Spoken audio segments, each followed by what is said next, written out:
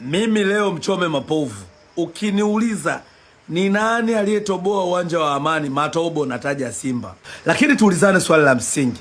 Hivi kuna mechi muhimu na ngumu Yanga aliicheza kama mechi ya Yanga dhidi ya Ahali pale Zanzibar?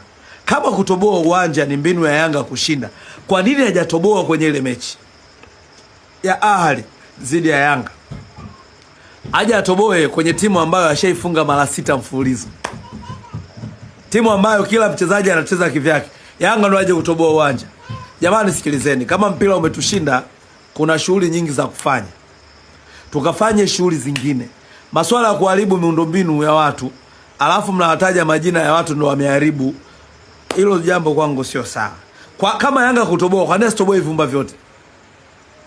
Kwa Yanga kutufunga sisi hadi atoboe uwanja. Yaani inachekesha. Hizi staili tunazotumia kuwagombanisha Yanga na Zanzibar sio vizuri kabisa. Tuache ushamba. Tuache mambo ya kishamba. Tutahangaika na hizi staili za kijinga mpaka lini? Mara ushirikina, vibwengo uwanjani, watu wanaoga uchi. Watu wanaoga uchi. Mama mnaenda kutoboa uwanja ili weje sasa? Eti mwagombanisha Yanga na kule. Eti kwa Yanga amechagua kule ndo nyumbani.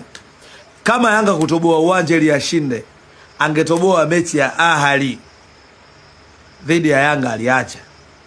Na hizi staili wanazo viongozi wazee, mambo ushirikina. Wachezaji wa Simba wameingia, wengine wanamwaga maji viwanjani, wengine wanaingia wamebumbika maji mdomoni, wengine wanaingia mara kinyume, mara unapitia sio mlango mkuu. Yaani ushirikina mambo ya kizamani.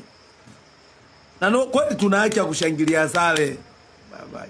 Tuna haki kweli ya kushangilia sare kwa mambo yale. Mambo gani? Mara unaingia sio mlango wa VIP, unavunja utaratibu, unaharibu.